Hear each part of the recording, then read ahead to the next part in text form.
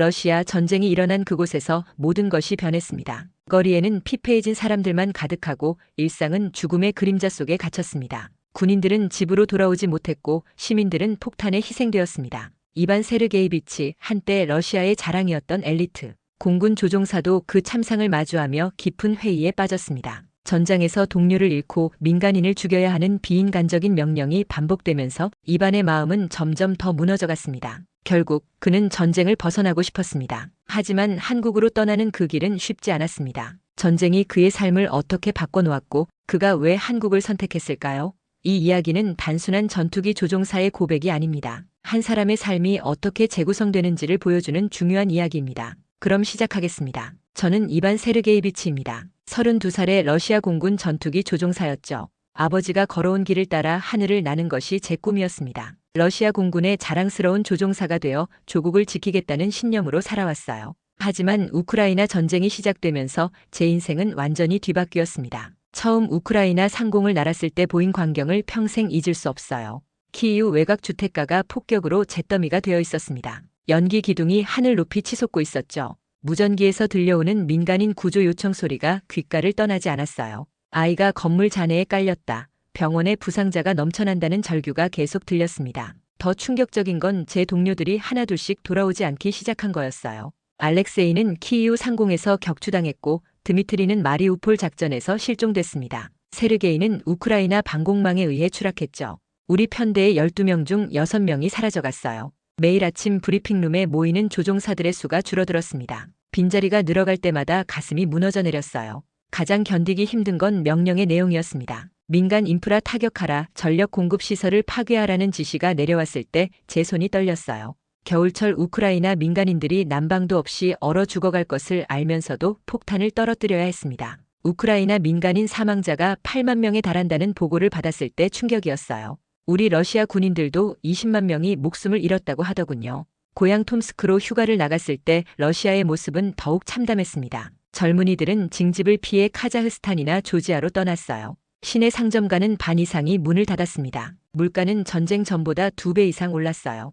빵 한 덩어리가 100루블에서 250루블로 뛰었습니다. 사람들의 표정은 점점 어두워졌고 거리에서 웃는 소리를 듣기 어려워졌어요. 어머니는 제가 집에 올 때마다 울먹이며 말씀하셨어요. 이웃집 미하일도 전사했단다. 옆 동네 안드레이는 다리를 잃고 돌아왔어. 전쟁이 우리 모든 사람의 삶을 파괴하고 있었습니다. 저는 조종사로서 조국을 지킨다고 생각했는데 정작 우리가 지켜야 할 사람들이 고통받고 있었어요. 러시아 전역에서 50만 명의 젊은이들이 징집을 피해 해외로 도망쳤다는 소식을 들었습니다. 매일 밤 잠자리에 들 때마다 생각했습니다. 과연 이것이 옳은 일인가? 이 전쟁이 언제 끝날 것인가? 제가 떨어뜨린 폭탄 아래에도 누군가의 가족이 있었을 거예요. 우크라이나의 한 어머니가 죽은 아이를 안고 울부짖는 사진을 봤을 때 더 이상 견딜 수 없었습니다. 그 생각을 하면 잠이 오지 않았어요. 전쟁으로 인한 러시아 경제 손실이 수백조 루블에 달한다는 보고서를 읽으면서 절망감만 커져갔습니다. 군 병원에서 부상당한 동료들을 문병하러 갔을 때의 광경은 지옥 그 자체였어요. 다리를 잃은 조종사 화상으로 얼굴이 일그러진 친구들, 정신적 트라우마로 말도 제대로 못하는 전우들이 가득했습니다. 그들의 눈빛에서 절망을 읽을 수 있었어요. 이반, 우리가 대체 뭘 위해 싸우고 있는 거야? 라고 묻는 친구에게 대답할 말이 없었습니다. 전투 임무가 늘어날수록 제 마음속 회의감도 커져만 갔습니다. 동료 세르게이가 우크라이나 상공에서 격추당한 그날을 평생 잊을 수 없어요. 그는 28살의 젊은 조종사였고 신혼인 아내와 2살배기 딸 소냐가 있었습니다. 마지막 교신에서 그가 외친 이게 도대체 무슨 의미가 있는 거야? 우리가 뭘 지키고 있는 거야? 라는 절규가 지금도 제 귓가에 맴돌아요. 그날 저녁 세르게이의 아내 나타샤에게 전화했을 때 그녀는 이미 모든 걸 알고 있었습니다. 이반, 세르게이가 마지막에 뭐라고 했어요? 라고 묻더군요. 저는 차마 진실을 말할 수 없었어요. 대신 영웅적으로 임무를 완수했다고 거짓말했습니다. 하지만 나타샤는 알고 있었어요. 이반, 당신도 이 전쟁이 잘못됐다고 생각하죠? 러시아군 전체 사상자가 75만 명에 달한다는 극비 보고서를 봤을 때 경악했습니다. 사망자만 20만 명, 부상자가 50만 명이 넘었어요. 이게 정말 승리를 향해 가고 있는 전쟁인지 의문이 들었습니다. 우리가 지키려는 조국에서는 경제가 완전히 무너지고 있었거든요. 루블화 가치는 반토막 났고 인플레이션은 20%를 넘어섰어요. 모스크바 거리에서 징집 영장을 피해 숨어 다니는 젊은이들의 이야기가 끊이지 않았습니다. 어떤 청년은 화장실에 숨어서 징집관을 피했고 어떤 이는 가짜 의료 진단서를 받으려다 발각되어 즉시 징집됐다고 하더군요. 이들을 비겁하다고 말할 수 있을까요? 저는 그럴 수 없었어요. 오히려 그들이 현명한 선택을 한 거라고 생각했습니다. 아버지의 사진을 바라보며 많은 생각을 했습니다. 아버지는 위대한 조국 전쟁에서 파시스트와 싸우며 진정으로 조국을 지켰어요. 하지만 제가 지금 하고 있는 일이 과연 아버지가 했던 그 일과 같은 의미일까요? 아버지가 지키려 했던 러시아와 지금의 러시아가 같은 나라인지 의문이 들었어요. 아버지는 사람들을 지키는 조종사였는데 저는 사람들을 해치는 조종사가 되어가고 있었습니다. 전쟁으로 피폐해진 러시아 사회의 모습은 참담했어요. 상트페테르부르크의 한 초등학교에서는 아이들이 굶주리고 있었습니다. 급식비를 낼 수 없는 가정이 늘어나면서였죠. 노보시비르스크에서는 난방비를 못 낸 아파트 주민들이 동사 위험에 처했다는 소식도 들렸어요. 전쟁 비용으로 하루에 10억 달러씩 나가는 돈이 국민들의 생활을 파탄시키고 있었습니다. 그때 한국 위탁교육 기회가 왔어요. 처음에는 별 의미를 두지 않았습니다. 그냥 잠시 이 지옥 같은 전장을 벗어날 수 있는 기회 정도로 생각했죠. 하지만 출발 전날 밤 거울 속 제 모습을 보며 결심했습니다. 이것이 새로운 시작의 기회가 될 수도 있겠다고 말이에요. 더 이상 죄 없는 사람들을 죽이는 일에 참여하고 싶지 않았거든요. 아내 엘레나에게 전화했습니다. 여보, 한국에 위탁교육을 다녀오겠소. 조금 긴 출장이 될 것 같소. 엘레나는 조용히 대답했어요. 당신이 돌아올 때까지 기다리겠어요. 하지만 당신도 이 상황이 끝나길 바라고 있죠? 그 말에서 아내도 이 전쟁에 지쳐 있다는 것을 느꼈습니다. 우리 딸 마리아도 학교에서 친구들이 하나둘씩 해외로 떠나는 것을 보며 불안해하고 있었어요. 모스크바 공항에서 한국행 비행기에 몸을 맡겼을 때 마치 수십 킬로그램의 무거운 군장을 내려놓는 기분이었어요. 창밖으로 멀어져가는 러시아 땅을 바라보며 생각했습니다. 과연 제가 다시 돌아갈 수 있을까? 아니, 다시 돌아가고 싶을까? 비행기 안에서 만난 다른 러시아 장교들의 표정도 저와 비슷했어요. 모두 지쳐 보였고 무언가를 간절히 갈망하는 눈빛이었습니다. 인천공항에 도착했을 때 첫 느낌은 말로 표현할 수 없는 놀라움이었습니다. 공항이 이렇게 깨끗하고 체계적이고 평화로울 수 있다니요. 러시아 공항에서는 항상 긴장감이 돌았는데 여기는 완전히 달랐어요. 사람들이 웃으며 대화하고 아이들이 뛰어다니는 소리가 들렸습니다. 폭격 경보도 사이렌도 없었어요. 그냥 평범한 일상이 흘러가고 있었습니다. 입국 절차를 밟으면서 한국 공무원들의 친절함에 또 한 번 놀랐습니다. 안녕하세요. 러시아에서 오셨군요. 먼 길 오시느라 고생하셨습니다라고 말하며 진심 어린 미소를 보여주었어요. 러시아에서는 관공서 직원들이 이렇게 친절할 리 없었거든요. 특히 요즘 같은 전시 상황에서는 모든 공무원들이 날카롭고 예민했는데 말이죠. 한국어를 전혀 몰랐지만 전담 통역관 김민수 씨가 따라와서 세심하게 도움을 줬어요. 그런데 그 통역관이 제게 존댓말을 쓰며 정중하게 대해주는 걸 보고 깜짝 놀랐습니다. 이반 대위님, 편안하게 말씀해 주세요. 필요한 게 있으시면 언제든 연락 주세요라고 하더군요. 러시아에서는 계급이 낮은 사람이 높은 사람에게 이렇게 정중하게 대하는 모습을 보기 어려웠어요.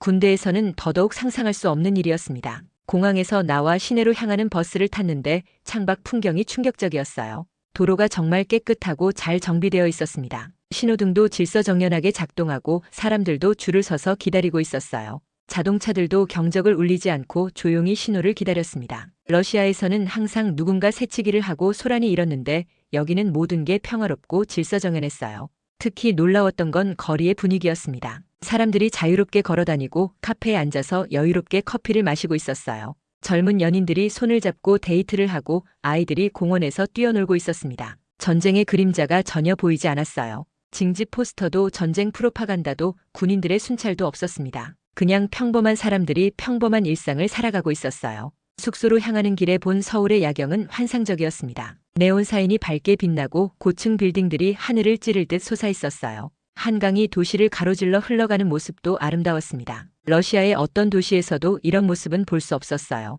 전쟁으로 모든 게 위축되고 침체된 러시아와는 완전히 다른 세상이었습니다. 한국 공군 관계자들이 저희를 맞이해 주었는데 그들의 태도에서 진정성을 느꼈어요. 멀리서 오시느라 고생하셨습니다. 한국에서 편안하게 지내시기 바랍니다라는 인사말에 진심이 담겨 있었습니다. 형식적인 외교 의례가 아니라 진짜 환영받는다는 느낌이었어요. 러시아에서는 상급자나 동료들도 이렇게 따뜻하게 대해주지 않았는데 말이죠. 저녁 식사 자리에서 한국 음식을 처음 맛봤습니다. 김치찌개와 불고기, 그리고 10가지가 넘는 다양한 반찬들이 나왔어요. 러시아에서는 전쟁 때문에 식료품도 제대로 구하기 어려웠는데 여기서는 이렇게 풍성한 식사를 할 수 있다니 믿기지 않았습니다. 더 놀라운 건 식당 직원들이 외국인인 저에게도 친절하게 대해준다는 것이었어요. 웃으면서 음식을 설명해주고 맵지 않은 음식도 따로 준비해 주었습니다. 밤늦게 숙소 창문으로 내다본 서울의 모습은 완전히 다른 세상 같았어요.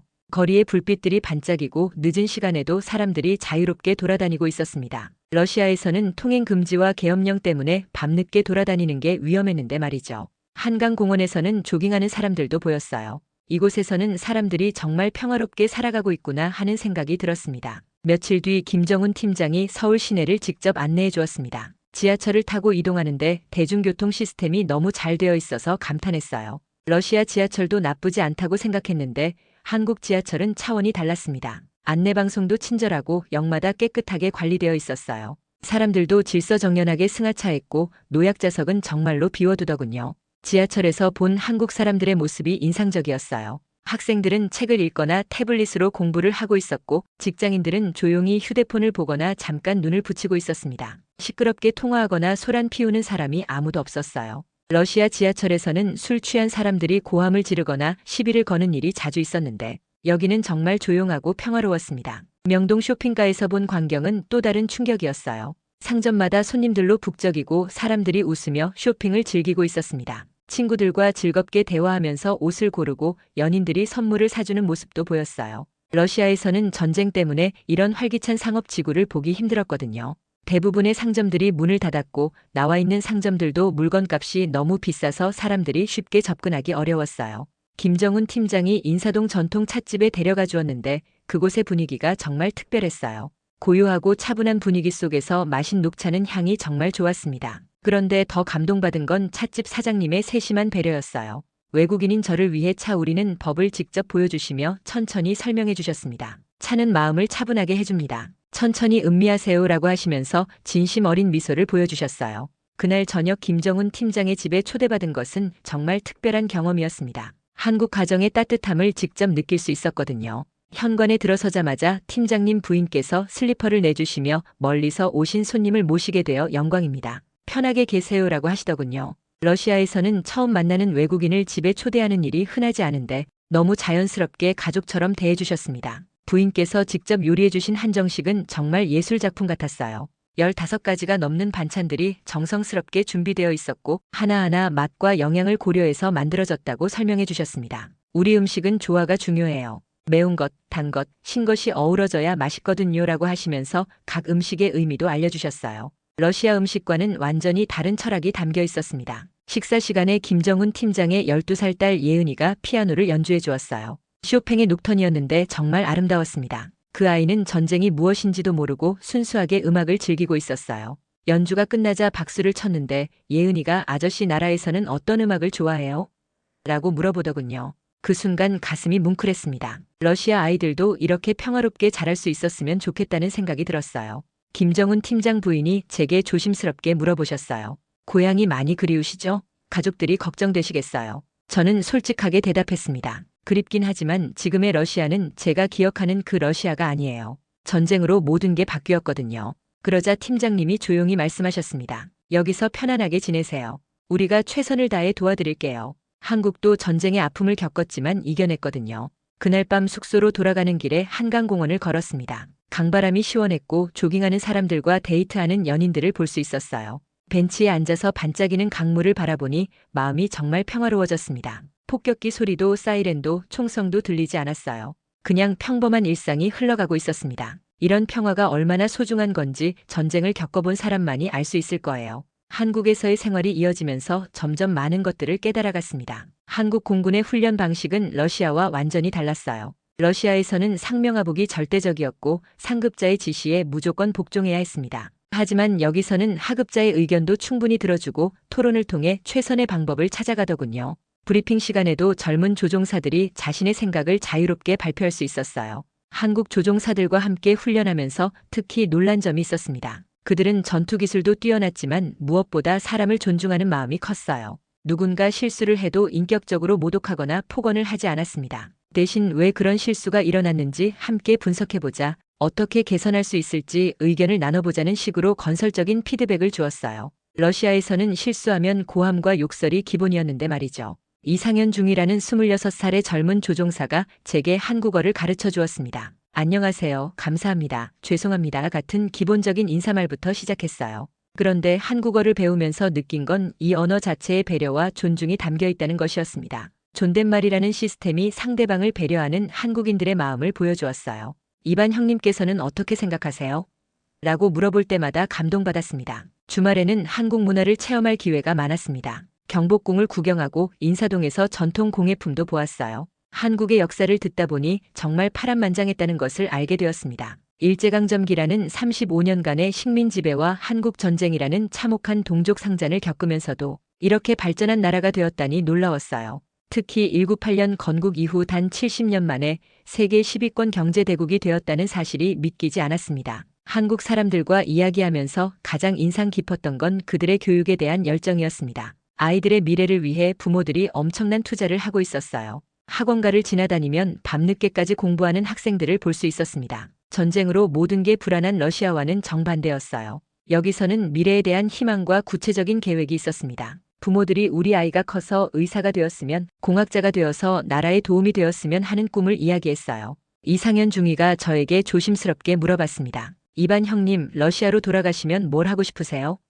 저는 한참을 생각한 후 대답했어요. 글쎄요, 돌아가야 하나 싶기도 하고요. 솔직히 말하면 지금 러시아는 제가 꿈꾸던 조국이 아니거든요. 그 순간 제 마음속 깊은 곳에 진심이 드러났습니다. 더 이상 전쟁에 참여하고 싶지 않다는 솔직한 심정을 털어놓았어요. 밤마다 아내 엘레나와 영상통화를 했는데 아내의 표정이 점점 어두워졌어요. 러시아 상황이 더욱 나빠지고 있다고 했습니다. 물가는 더 올랐고 생필품도 구하기 어려워졌다고 하더군요. 징집은 계속되고 있었고 우리 동네 젊은이들도 하나둘씩 전선으로 끌려가고 있었어요. 아내는 직접 말하지 않았지만 저에게 빨리 돌아오라고 재촉하지 않았습니다. 오히려 당신이 평안해 보여서 다행이에요 라고 했어요. 딸 마리아와 통화할 때가 가장 마음 아팠습니다. 아빠 언제 와요? 친구들이 다 외국으로 갔어요 라고 하더군요. 9살짜리 아이가 이런 말을 한다는 게 얼마나 슬픈 일인지 모르겠어요. 러시아에서는 아이들조차 불안하게 살아가고 있었습니다. 학교에서도 전쟁 이야기만 나오고 친구들의 아빠들이 전쟁터로 떠나는 모습을 매일 봐야 했으니까요. 한국에서 만난 한 할아버지의 이야기가 특히 기억에 남습니다. 이분은 한국 전쟁 참전 용사셨는데 전쟁은 모든 걸 파괴하죠. 하지만 평화는 우리가 만들어가는 거예요 라고 하시더군요. 젊은이들이 총을 들고 서로 죽이는 게 아니라 책을 들고 서로 배우고 가르치는 세상이 되어야 해요. 그 말씀이 제 가슴 깊이 와닿았습니다. 한국에서 석 달이 지나자 인생의 가장 중요한 결정의 순간이 왔습니다. 러시아로 복귀할 것인지 아니면 완전히 다른 선택을 할 것인지 결정해야 했어요. 제 마음은 이미 확고하게 기울어져 있었습니다. 한국에서의 생활이 너무 평화롭고 의미 있었거든요. 더 이상 전쟁에 참여하고 싶지 않았고 가족들도 이런 평화로운 환경에서 살게 해주고 싶었어요. 아내 엘레나와 가장 중요한 통화를 했습니다. 여보, 솔직히 말할게요. 한국에서 계속 살면 어떨까요? 여기서 새로운 시작을 하면 어떨까요?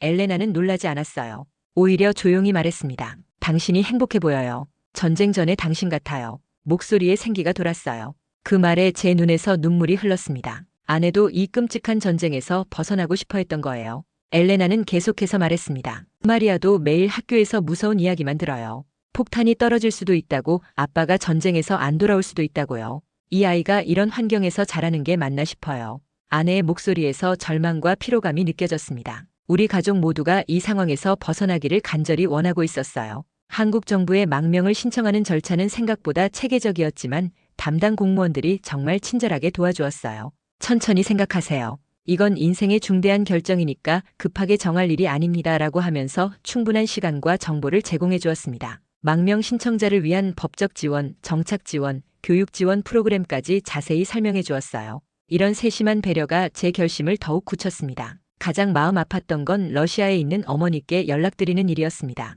80세의 어머니는 처음에는 전혀 이해하지 못하셨어요. 아들아, 조국을 버릴 수는 없는 거야. 내 아버지가 목숨 걸고 지킨 나라인데. 하지만 제가 한국에서의 생활과 전쟁의 참상에 대해 자세히 설명드리자 어머니도 점차 이해해주기 시작하셨습니다. 어머니, 여기서는 아이들이 웃어요. 사람들이 미래를 꿈꿔요. 전쟁 걱정 없이 평화롭게 살아가요. 제가 평생 지키고 싶었던 러시아의 모습이 바로 여기에 있어요. 어머니는 한참을 침묵하시다가 말씀하셨습니다. 그래, 내가 행복하고 마리아가 안전하다면 어머니도 좋다. 어머니는 이제 늙어서 어디든 갈 수 없지만 너희는 새로운 곳에서 잘 살아라. 아내와 딸 마리아가 한국으로 오기까지는 여러 복잡한 절차가 필요했습니다. 하지만 한국 정부와 공군에서 정말 적극적으로 도와주었어요. 가족 상봉 프로그램도 있었고 정착에 필요한 주거 지원, 언어 교육, 자녀 교육 지원까지 체계적으로 준비되어 있었습니다. 담당 공무원이 가족이 함께 있어야 진정한 정착이 가능합니다라고 하며 최선을 다해 도와주었어요.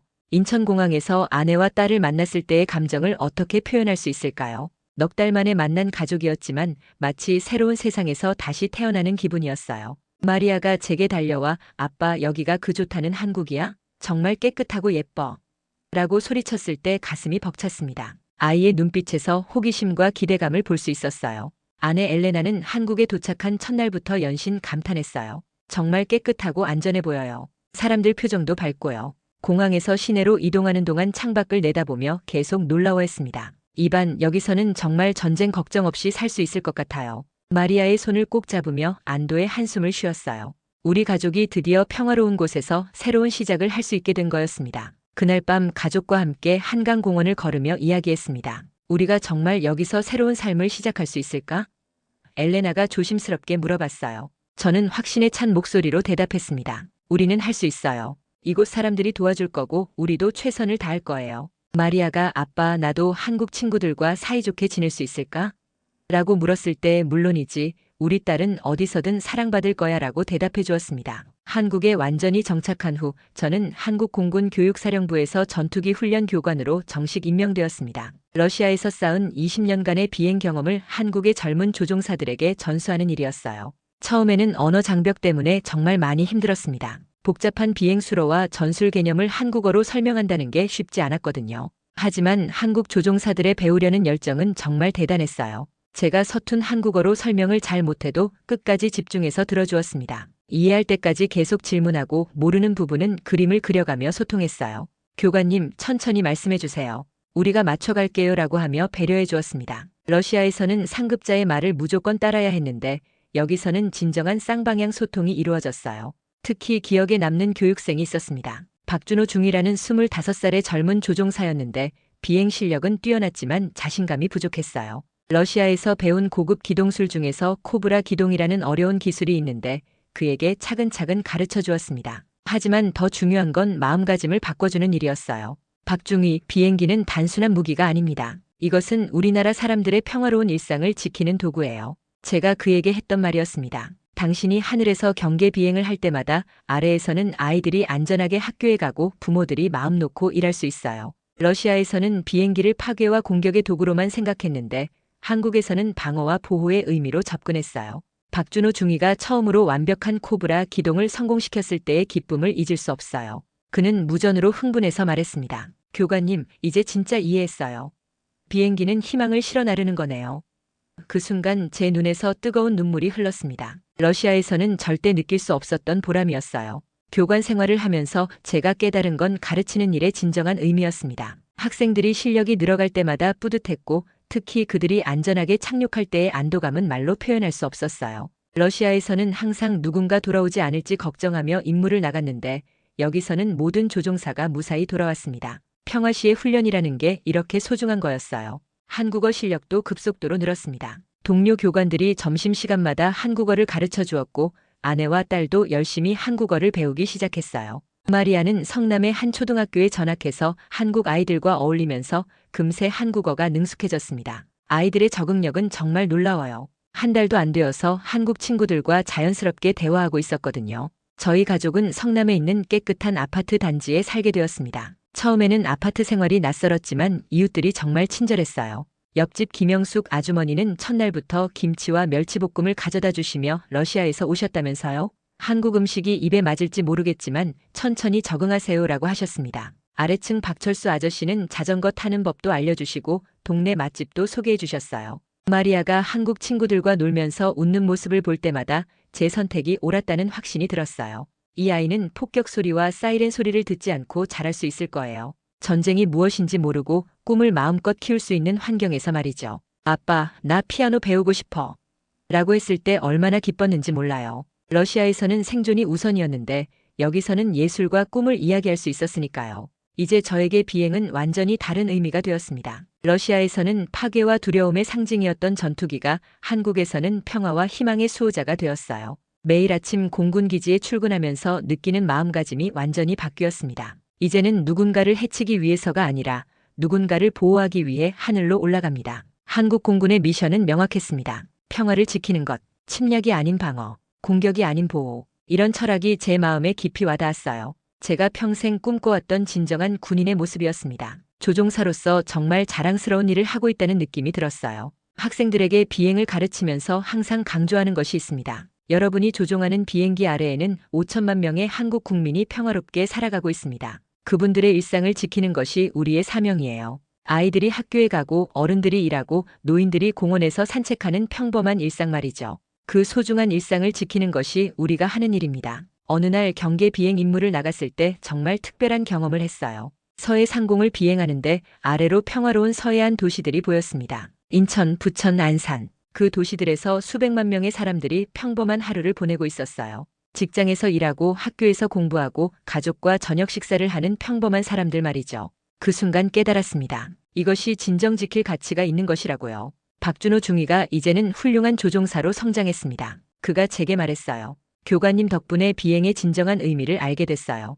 이제 하늘을 날 때마다 아래 사람들의 평화를 생각하게 돼요. 그의 말을 들으니 제가 한국에서 하고 있는 일이 얼마나 의미 있는 일인지 새삼 느꼈습니다. 전쟁이 아닌 평화를 위한 비행을 가르치고 있었으니까요. 주말에는 가족과 함께 한강공원에 나가곤 합니다. 마리아가 연을 날리는 모습을 보면서 생각해요. 저 파란 하늘을 제가 지키고 있구나. 저 아이의 웃음소리를 제가 보호하고 있구나. 이런 생각을 하면 가슴이 벅차오릅니다. 러시아에서는 느낄 수 없었던 자부심과 보람이에요. 한국에 온 지 1년이 지났을 때 정말 놀라운 일이 있었어요. 제가 가르친 조종사들이 독도 영공 침범 사건에서 완벽하게 대응했다는 소식을 들었습니다. 아무도 다치지 않고 평화적으로 상황을 해결했다고 하더군요. 그때 제가 가르친 기술과 철학이 정말로 평화를 지키는데 도움이 됐다는 것을 알았어요. 엘레나가 저에게 말했습니다. 당신이 정말 행복해 보여요. 눈빛이 살아있어요. 마리아도 아빠가 웃는 모습이 많아졌어.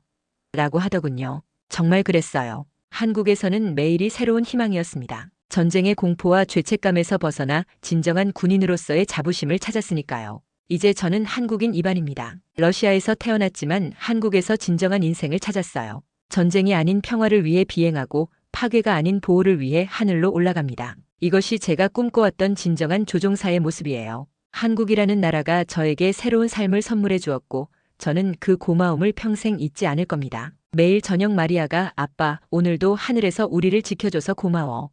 라고 말할 때마다 가슴이 뭉클해집니다. 이 아이가 자유롭고 평화롭게 자랄 수 있는 환경을 만들어주는 것, 그것이 바로 제가 한국에서 찾은 삶의 의미입니다. 그의 선택은 단지 지리적인 이동이 아니라 삶에 대한 새로운 접근을 의미했습니다. 이반은 한국에서 과거의 고통을 놓고 사람들을 위한 비행을 시작합니다. 전쟁의 상처는 여전히 그를 괴롭혔지만 그는 이제 사람들의 소중한 순간을 실어나르는 사람으로 변해갔죠. 한국에서 배운 것은 단순히 기술이 아니라 삶의 가치였습니다. 그가 느낀 따뜻함과 배려는 단순한 문화 차이를 넘어 인간적인 교훈을 주었죠. 이제 그는 전쟁의 참상에서 벗어나 희망을 나르는 조종사로서 새로운 의미를 찾았습니다. 그의 이야기는 우리가 일상 속에서 간구할 수 있는 소중한 것들을 깨닫게 합니다. 우리는 모두 각자의 상처를 가지고 있지만 그 상처를 치유할 수 있는 것은 결국 서로의 따뜻한 손길입니다. 여러분도 이 이야기에서 무엇을 느끼셨나요? 댓글로 여러분의 생각을 공유해 주세요. 이 영상이 마음에 드셨다면 좋아요와 구독 부탁드립니다. 지금까지 시청해 주셔서 감사합니다.